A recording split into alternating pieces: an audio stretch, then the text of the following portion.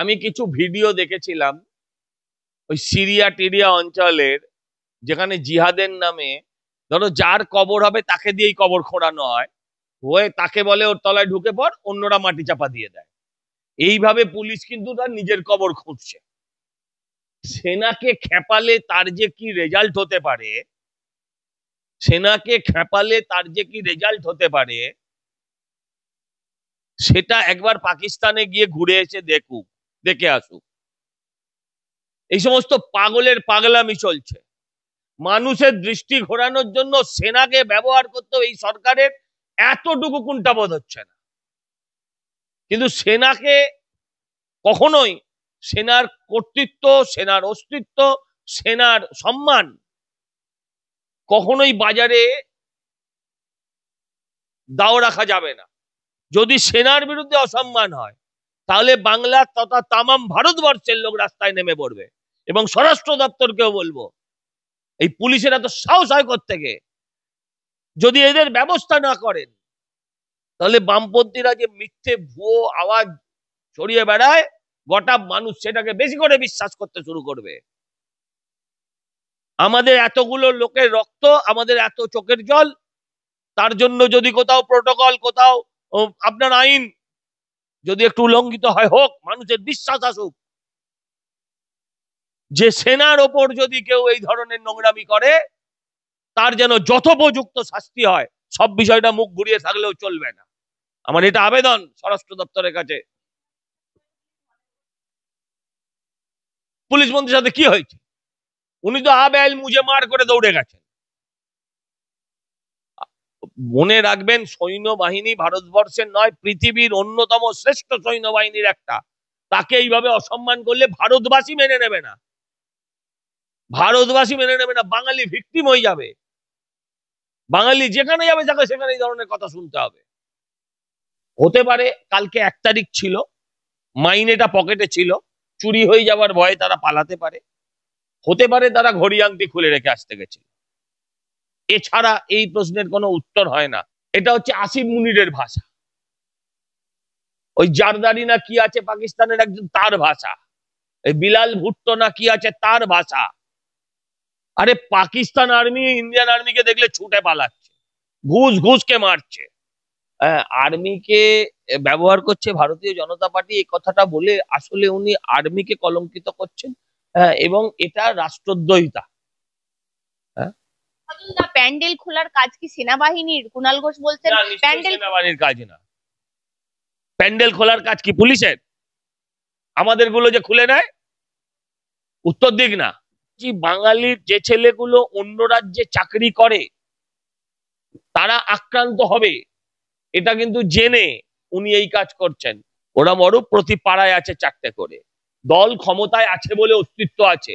দল ক্ষমতায় না থাকলে এদের পাড়ার হকারও এদেরকে দেখলে মুখ ঘুরিয়ে দেবে। মুখ্যমন্ত্রী বলছেন যে মুখ্যমন্ত্রীকে দেখে নাকি 200 জন আর্মি পালিয়ে গেছে। কার্যত এই মন্তব্যে তিনি থেমে থাকেননি। তিনি বলছেন আর্মিদেরকে, কার্যত সেনাবাহিনীকে কাজ করাচ্ছে বিজেপি নাকি কাজে লাগাচ্ছে, বিজেপি নাকি ব্যবহার করছে। বিজেপি যদি ব্যবহার করে তাহলে দেশটা তো খুব খারাপ পরিস্থিতিতে চলে যাবে। আমার সঙ্গে রয়েছেন বিজেপি নেতা তথা মুখপাত্র সজল ঘোষ। কথা বলবো দাদার সাথে। এই মুহূর্তে দাঁড়িয়ে মুখ্যমন্ত্রী মন্তব্য, আপনারা আর্মিকে বিজেপি ব্যবহার করছে। দেখুন, এই সমস্ত নোংরা কথার উত্তর তো ভদ্রভাবে দেওয়া যায় না। আমি বারে বারে এই কথা বলি, তো আমি এই সমস্ত নোংরা কথার উত্তর দিতে পারবো না। আর্মিকে ব্যবহার করছে ভারতীয় জনতা পার্টি, এই কথাটা বলে আসলে উনি আর্মিকে কলঙ্কিত করছেন। এবং এটা রাষ্ট্রদ্রোহিতা।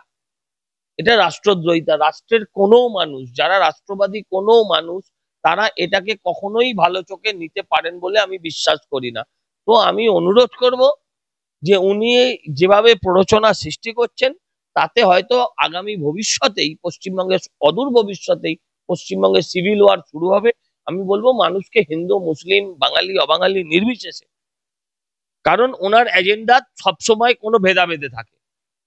একবার বললেন যে গরু দুধ খায় তার লাথি খেতে হয়, বলেই কি করলেন, ইমাম ভাতা চালু করে দিলেন। তারপর যখন হিন্দুদের লাথি খেলেন, তখন আবার বললেন পুরোহিত ভাতা দেবো। কাকে দিয়েছে আজ অব্দি সেই পুরোহিতকে আমি দেখতে পাইনি।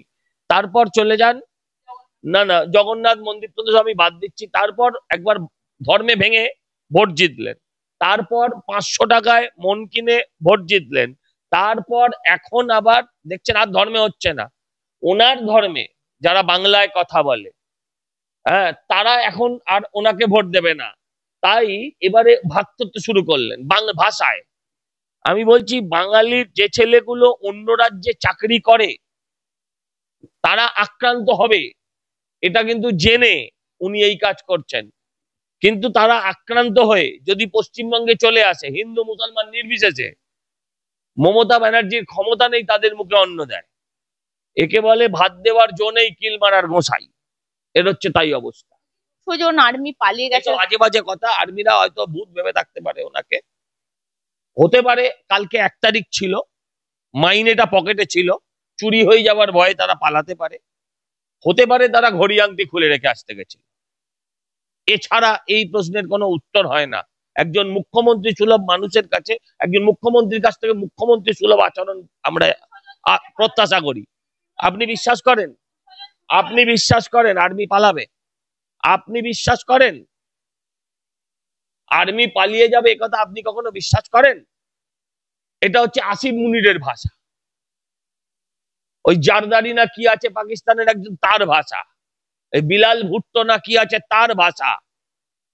আরে পাকিস্তান আর্মি ইন্ডিয়ান আর্মিকে দেখলে ছুটে পালাচ্ছে, ঘুষ ঘুষকে মারছে 100 কিলোমিটার দূরে। পাকিস্তানের বোধহয় এমন কোন শহর নেই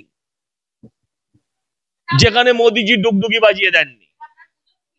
না না, পুজোর থিম যাই হোক, কিন্তু কারোর থিম যদি এত নোংরা হয়, মানসিকতা যদি এত নোংরা হয়, সেই আর্মিকে অসম্মান করব ভেবেছে নাকি? 1 মাস ধরে মঞ্চ বাঁধা রয়েছে, 2 দিনের পারমিশন তাদের কাছে থাকে। তারা তো এর আগেও চিঠি দিয়েছে, আর্মি জানিয়েছে। 5 মিনিটের মধ্যে ফোন করলে আমি অ্যাভেলেবেল ছিলাম, আমাকে একটা ফোন করতে কেন? পারতো। আর্মি কি ওর বাপের চাকর নাকি? আর্মি কি ওনার বাপের চাকর? আর্মি আর্মির মতন পদ্ধতিতে কাজ করে। হ্যাঁ, বলছে অরূপকে ফোন করলো না কেন? অরূপ কে? অরূপটা কে? হ্যাঁ, উনি আছেন বলে, দল ক্ষমতায় আছে বলে অরূপকে চিনি, নয়তো নয়তো ওইরকম অরূপ প্রতি পাড়ায় আছে 4টে করে, ওরম অরূপ প্রতি পাড়ায় আছে 4টে করে। দল ক্ষমতায় আছে বলে অস্তিত্ব আছে, দল ক্ষমতায় না থাকলে হ্যাঁ এদের পাড়ার হকারও এদেরকে দেখলে মুখ ঘুরিয়ে দেবে। প্যান্ডেল খোলার কাজ কি সেনাবাহিনীর? কুণাল ঘোষ বলছেন প্যান্ডেল সেনাবাহিনীর কাজ না। প্যান্ডেল খোলার কাজ কি পুলিশের? আমাদের গুলো যে খুলে নেয়, উত্তর দিক না, সব জানতা। আমাদের পুলিশের কাজ কি প্যান্ডেল খোলা? আমাদেরটা প্রত্যেকদিন খোলে কেন? কাল পরশু তো খুলেছে, প্রতিদিন করে যেটা, সেটা একদিন হয়েছে বলে এত রাগ। দেখ কেমন লাগে। সজলদা, আর একটা জিনিস, যে বিষয়টা সরকার স্বীকার করে নিল, মানে আমরা চাকরি চুরি করেছি। কালকে দেখা গেল একটা বিধানসভায় স্লোগান যে চাকরি চোর গদি চোর। না না, চাকরি চোর গদি চোর তো ঠিকই আছে। আমি সিবিআই সহ সমস্ত সংস্থার কাছে আবেদন করব, এই 1806 জনের মধ্যে প্রথমে যারা প্রভাবশালী তাদেরকেও গ্রেপ্তার করা হোক। যে সমস্ত কাউন্সিলর, এমএলএ এর বৌমা, তাদেরকে এমএলএ শুদ্ধ গ্রেপ্তার করা হোক। কেন হবে না? আমি সিবিআই এর কাছেও ডিমান্ড করব যে ঘুষ যারা দিল তারাই তো শুধু শাস্তি পেল, ঘুষ যারা খেলো, বেআইনি কাজটা যারা করলো, তাদের কি শাস্তি হলো? ঘুষ যা দেওয়াও পাপ, নেওয়াও পাপ, শুধু দেওয়ার অপরাধে শাস্তি হলো। জিজ্ঞাসা করতে যাবেন গালে হাত বুলিয়ে সাংবাদিকের গায়ে হাত, ওটা ওটা ওটা ওনার চরিত্রের কথা, আমি ওর মধ্যে যাব না আজকে। না না, বলছি এটা ওনার চরিত্রগত দোষ, এটা ওনার চরিত্রগত দোষ। কিন্তু আমার বক্তব্য হচ্ছে সিবিআই থেকে শুরু করে কনসার্ন সমস্ত ডিপার্টমেন্টের কাছে, সুপ্রিম কোর্টকেও আমি জানতে চাই যে কেন এদের বিরুদ্ধে তদন্ত হবে না। আজকে এই যারা ধরা পড়েছে তাদের তো জিজ্ঞাসা করতে হবে যে কোথা থেকে তুমি চাকরিটা পেলে, কে দিল, শ্বশুর মশাই না স্বামী? এটা উত্তর দিতে হবে তো, এভাবে চলতে পারে। কোর্টের কথা মেনে চলেছি, ব্রাত্য বসু বলছে কোর্ট যেমন বলেছে তেমনই আমরা করি। তাহলে তো কোর্ট এর আগে অনেকদিন আগে বলেছে। এই লিস্টটা যদি আগে পাবলিশ হতো তাহলে তো বাকিরা অযোগ্য নয় বলে চিহ্নিত হতো, তাহলে তো এত মানুষের চাকরি যেত না। এত মানুষের চাকরি খেয়ে এরা রাস্তায় ঘোরে কি করে, বাংলার মানুষ এদেরকে দেখে সহ্য করে কি করে, আমার এই প্রশ্নটা বাংলার মানুষের কাছে। চাকরি খেয়ে চুরি করে বুক ফুলিয়ে অন্যদিকে আঙুল তুলে তারা রাস্তায় ঘোরে, এটা বাঙালির অপদার্থতা নয়? কালকে ফিরহাদ হাকিম বলেছেন পুলিশ ভালো কাজ করছে। ফিরহাদ হাকিমের মাথার ঠিক নেই, ওনার ববিদার মাথার ঠিক নেই। ববিদা বলেনি এর আগে?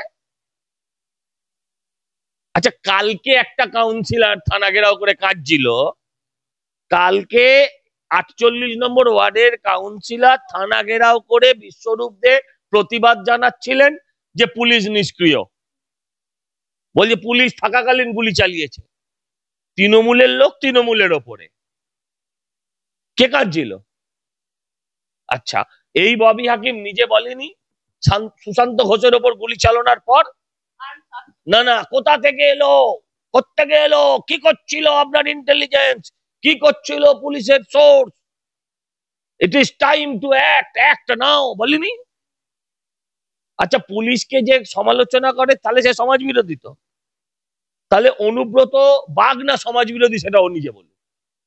আপনারা প্রশ্নকে ডাইভার্ট করবেন না, প্রশ্নকে ঘোরাবেন। আমি প্রশ্ন একদম, অনুব্রতর কথা অনুব্রত বলবে, ববি হাকিম অনুব্রতের কথা তো অনুব্রত বলবে, আমি তো ঠিক অনুব্রতর, আরে বাবা শোনেন না, অনুব্রতর কথা অনুব্রত বলবে, কিন্তু অনুব্রতকে বাঘ দেওয়ার অনুব্রত বলেনি, অনুব্রতকে তো বাঘ ববি হাকিম বলেছে। আমার বক্তব্য হচ্ছে অনুব্রতকে যে বাঘ বলেছে, অনুব্রত তারপর পুলিশের মাকে গাল দিয়েছে, তাহলে অনুব্রত সমাজ বিরোধী না সমাজসেবী সেটা ববি হাকিম বলবে।